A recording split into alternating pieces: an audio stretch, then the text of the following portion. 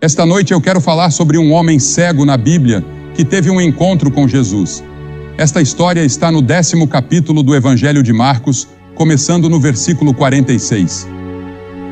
E chegaram a Jericó. Quando Jesus saía de Jericó com seus discípulos e uma grande multidão, o cego Bartimeu, filho de Timeu, estava sentado à beira do caminho mendigando. E quando ouviu que era Jesus de Nazaré, começou a clamar e disse: Jesus, filho de Davi, tem misericórdia de mim. E muitos o repreenderam para que se calasse, mas ele clamava ainda mais alto: Filho de Davi, tem misericórdia de mim. Jesus parou e disse que o chamassem, e chamaram o cego, dizendo-lhe: Coragem, levanta-te, ele te chama. E ele, lançando de lado sua capa, levantou-se e foi até Jesus. Jesus lhe perguntou: O que queres que eu faça por ti? E o cego lhe disse: Senhor, que eu possa ver. Mas há muitas pessoas hoje que são exatamente como Bartimeu. Li outro dia que existem 42 milhões de pessoas no mundo que são cegas. As autoridades de saúde estimam que, de todas as causas, 500 mil de crianças ficam cegas de forma irreversível a cada ano ao redor do mundo. E isso é uma grande tragédia para muitas pessoas e países, e agências de saúde estão trabalhando para mudar essa situação. Entretanto, uma tragédia de proporção igual ou maior é a cegueira espiritual que as pessoas têm, porque a Bíblia diz que você possui 2 tipos de olhos. Você tem olhos físicos com os quais pode enxergar, e tem olhos espirituais. E você pode ver fisicamente, mas talvez não consiga ver espiritualmente. A cegueira espiritual afeta todos aqui. Há milhares de pessoas presentes esta noite que podem me ver aqui em cima, mas são cegas espiritualmente. E essa cegueira impede que você conheça verdadeiramente a Deus. Agora Bartimeu era um homem cego, e ele saiu do pequeno lugar onde passou a noite, sem esperança de que algum dia pudesse enxergar. Ele ia até o portão de Jericó e pedia esmolas às pessoas que passavam por lá. Pessoas que iam ao mercado ou seguiam para seus negócios naquele dia. Ele dizia: ajude o cego, ajude o cego, ajude o cego, ajude o cego. Ele tinha sua bengala, um casaco velho e surrado.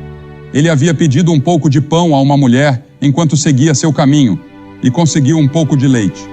E lá ele se sentava com outros cegos e mendigos, esperando que as pessoas lhes dessem um pouco de dinheiro ou algo que os ajudasse. E assim, ao olhar para Bartimeu, eu vejo a mim mesmo, ou vejo você.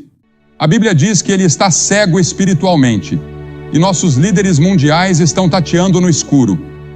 Eu ouço algumas dessas coisas na televisão, vindas de alguns de nossos líderes mundiais, e fico surpreso com a cegueira espiritual. E já conversei com alguns deles em particular. E às vezes, sinto vontade de estender a mão, sacudi-los e dizer que eles precisam de Cristo, porque Cristo poderia abrir seus olhos.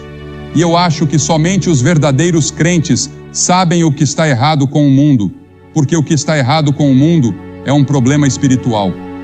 Agora Bartimeu não podia ver seus trapos.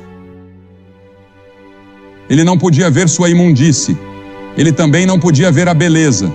E de tempos em tempos, lemos sobre alguém vivendo em uma casa ou apartamento cheio de recipientes vazios, lixo e sujeira. E a pessoa que vive ali pode parecer levar uma vida perfeitamente normal e está bem vestida.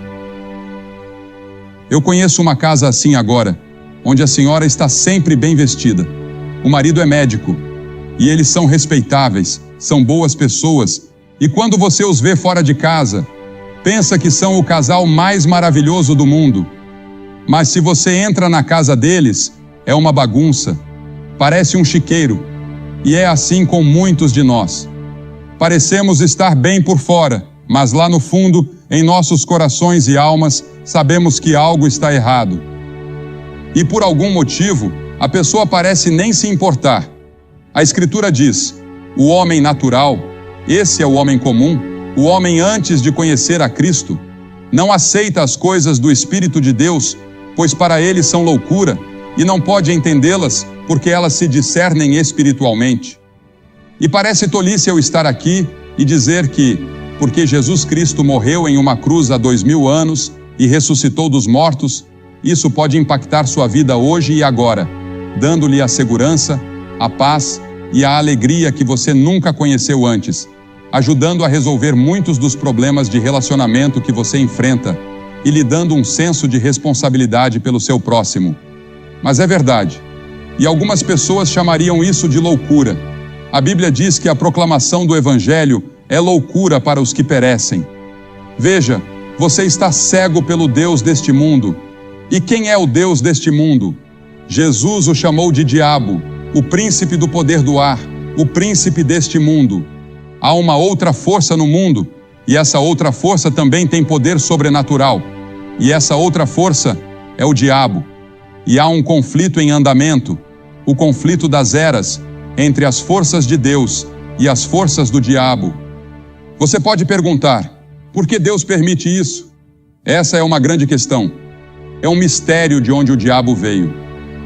Agora, a Bíblia nos diz no capítulo 28 de Ezequiel e também no capítulo 14 de Isaías, onde temos uma pequena visão disso e encontramos outras imagens e vislumbres ao longo das Escrituras.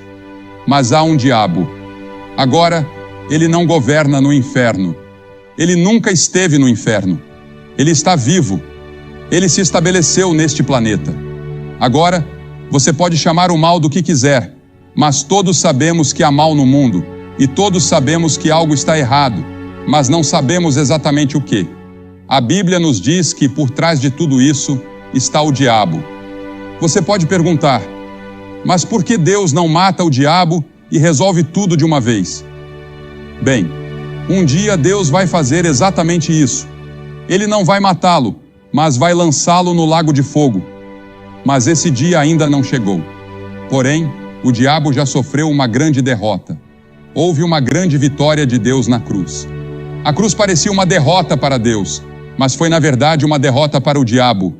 E você e eu podemos participar da vitória que Cristo conquistou na cruz quando o conhecemos.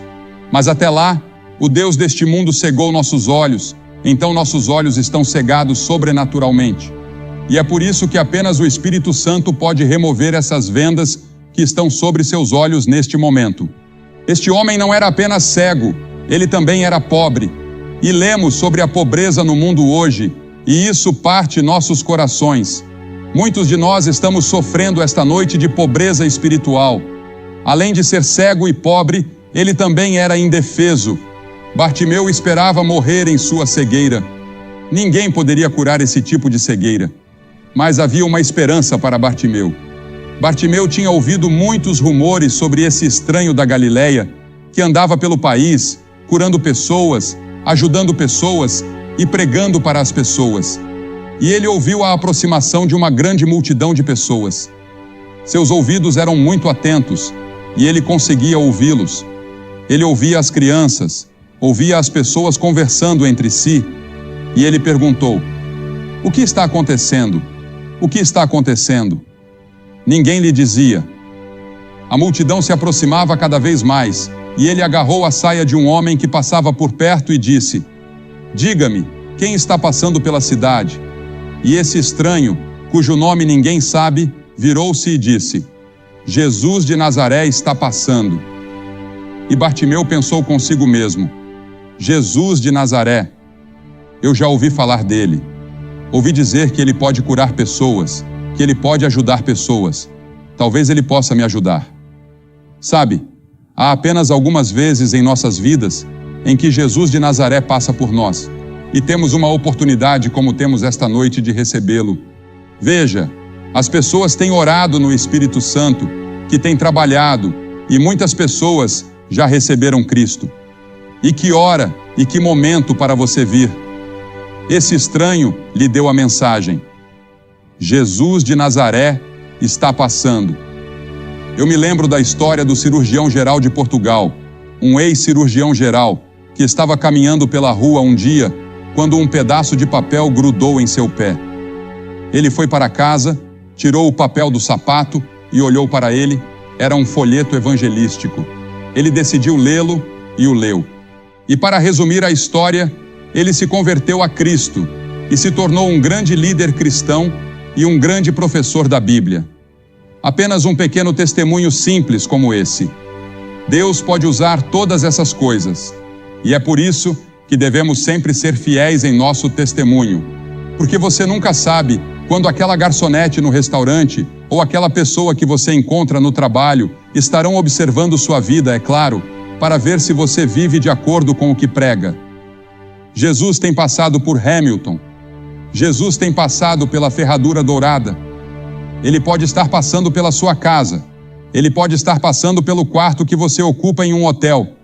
Ele está passando por aqui no sul da cidade de Ontário. E em seu desespero, Bartimeu clamou com toda a sua força: Jesus, filho de Davi, tem misericórdia de mim, tem misericórdia de mim. E os outros mendigos disseram: cala a boca, os magistrados vão ouvir isso e vão nos prender. Mas ele continuou clamando. Essa era a sua única chance. Jesus estava ali e ele ia aproveitar. E os outros diziam: fique quieto, Bartimeu.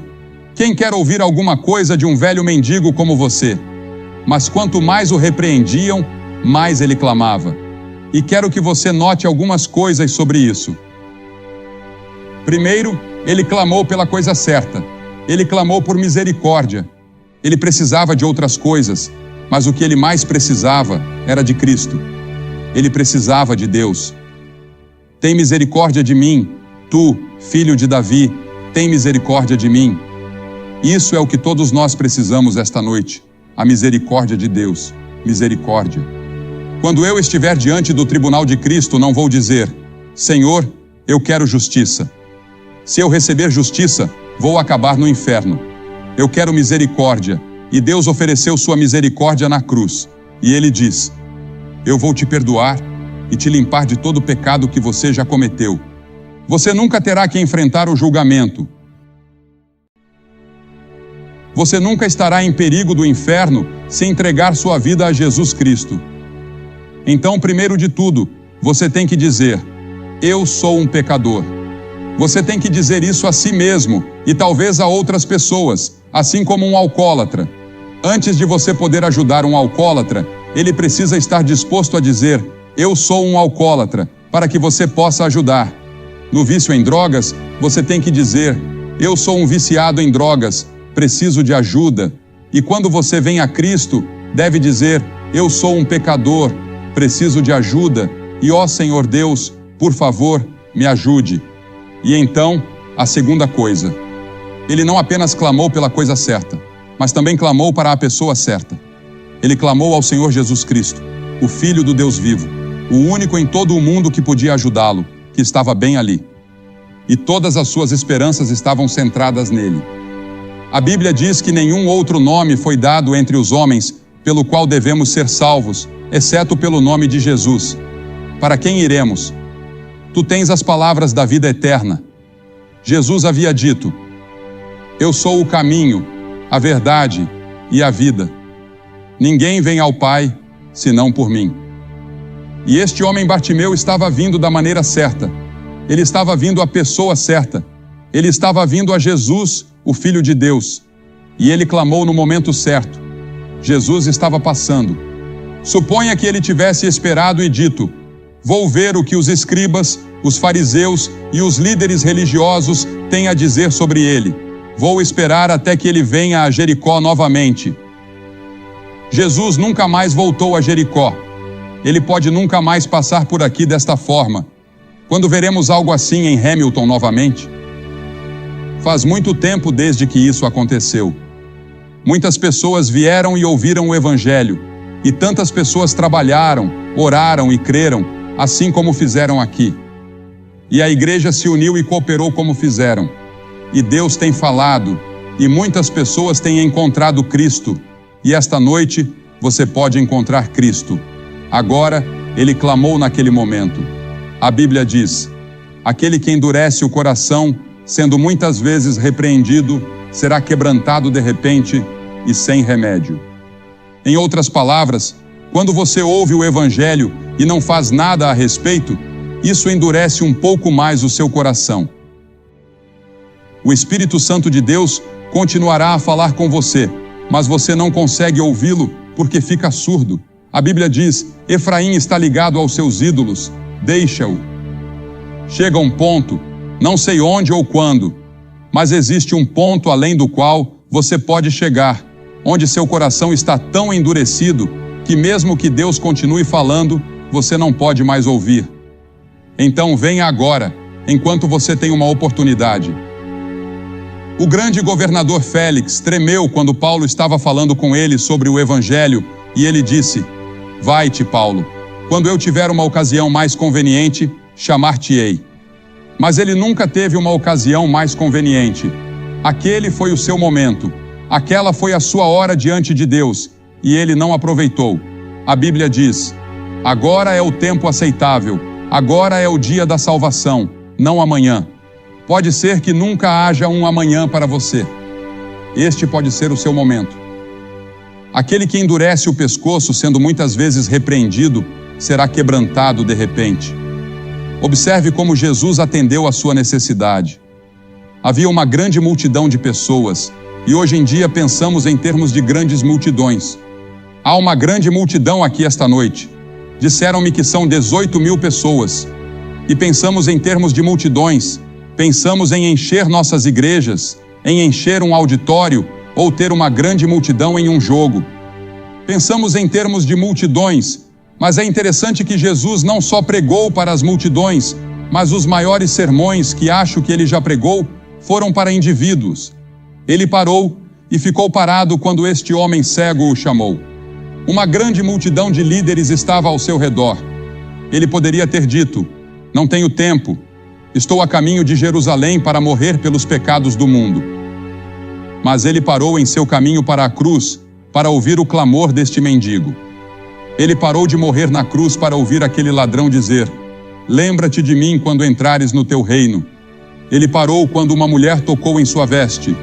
E Jesus vai parar por você esta noite. Porque veja, ele vê você esta noite como se você fosse a única pessoa em todo o mundo. Ele não vê você como parte desta grande multidão. Ele vê você como você é. Ele conhece todos os seus pensamentos, todas as suas intenções e todas as lutas que estão acontecendo dentro de você. E a Bíblia diz que ele ama você e morreu por você. E se você fosse a única pessoa em todo o mundo, ele teria morrido por você. E Jesus não apenas parou, mas disse: chame-o. As Escrituras dizem em Lucas 19:10 que ele veio buscar e salvar o que se havia perdido. Você está perdido psicologicamente, espiritualmente está perdido. Você precisa de alguém que o encontre e coloque os braços ao seu redor. É isso que ele fará por você esta noite. E houve uma surpresa no rosto das pessoas da multidão ao verem aquele pobre velho cego, imundo e sujo sendo chamado. Pela primeira vez, eu suponho, alguém o chamou. Alguém jogou sua capa sobre ele. Alguém lhe deu sua bengala. Ele jogou os dois fora e correu até Jesus, prostrando-se diante dele. E então Jesus lhe fez uma pergunta estranha. Ele estava cego há todos aqueles anos, e Jesus perguntou: o que queres que eu te faça? Você consegue imaginar isso? O que queres que eu te faça? E ele respondeu: Senhor. E essa palavra Senhor significa que naquele momento ele havia recebido Cristo em seu coração. Meu próprio Senhor, que eu possa receber à minha vista. E eu acredito que ele estava falando não apenas sobre seus olhos físicos, mas também sobre seus olhos espirituais. Os cientistas acreditam que 33 milhões dos 42 milhões de pessoas cegas no mundo poderiam ser curadas ou sua cegueira poderia ter sido evitada. A cegueira espiritual, no entanto, não pode ser evitada. Ela é causada pelo pecado e todos nós a temos, mas ela pode ser curada pelo Senhor Jesus Cristo. Ele abrirá seus olhos e ele pode abrir seus olhos esta noite. Qual é a sua necessidade? O que você quer que Cristo faça por você esta noite? O que você quer que eu faça? Ele perguntou. Alguns de vocês podem dizer: eu quero que ele perdoe meus pecados. Quero que ele me dê a certeza de que, se eu morresse neste momento, eu iria para o céu. Eu quero paz. Gostaria de rededicar minha vida. Fui batizado ou confirmado, mas de alguma forma, não tenho esse relacionamento pessoal com Cristo. Não tenho essa caminhada com Ele que eu deveria ter e gostaria de ter isso. Talvez você queira reafirmar seus votos de confirmação, seja o que for. E Jesus disse a ele: vai, a tua fé te salvou. Não foi o dinheiro, não foram as boas obras, mas a tua fé te salvou. Estou pedindo para que você dê esse passo hoje à noite. E se você tiver alguma dúvida em seu coração, faça o seu compromisso esta noite. Você sabia que, a cada noite que estivemos aqui, mais de 700 pessoas vieram a Cristo e fizeram um compromisso? Em ambas as noites. E o que vou pedir que você faça é o que já fizemos em toda a América Latina, em toda a Europa, em todo o Oriente, em toda a América e em todo o Canadá.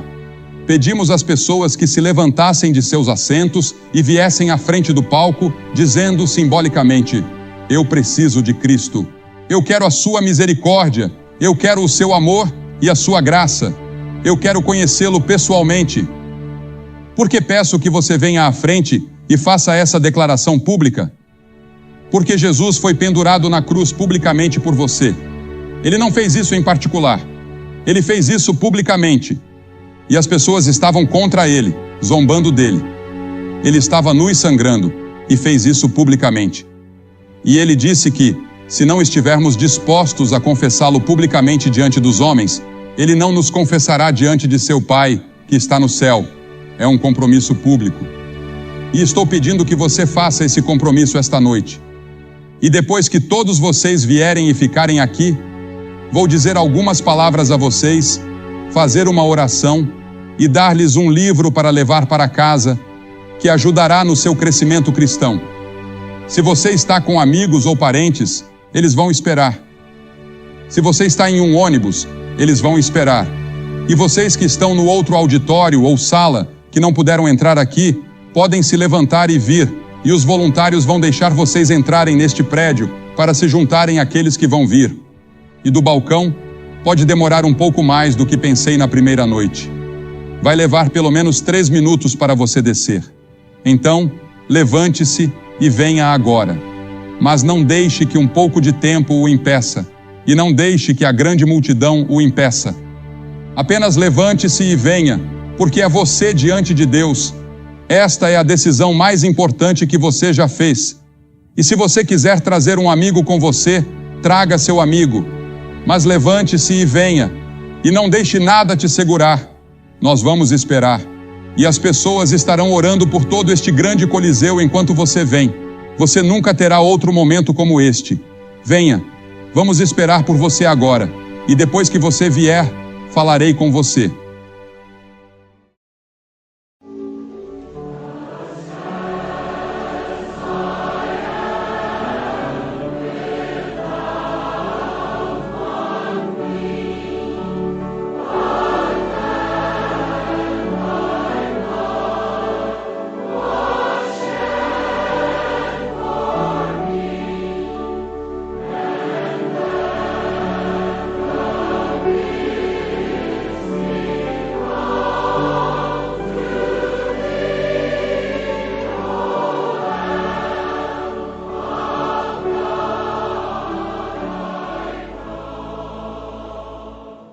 Você que está assistindo pela televisão, Deus tem falado poderosamente a centenas de pessoas, e centenas já vieram e ainda estão vindo. E você pode fazer esse compromisso onde quer que esteja e dizer sim a Jesus Cristo. Ele entrará em seu coração, Ele perdoará seus pecados. Ele pode fazer de você uma nova pessoa. Você pode ter uma transformação agora mesmo em sua vida. Entregue sua vida a Ele.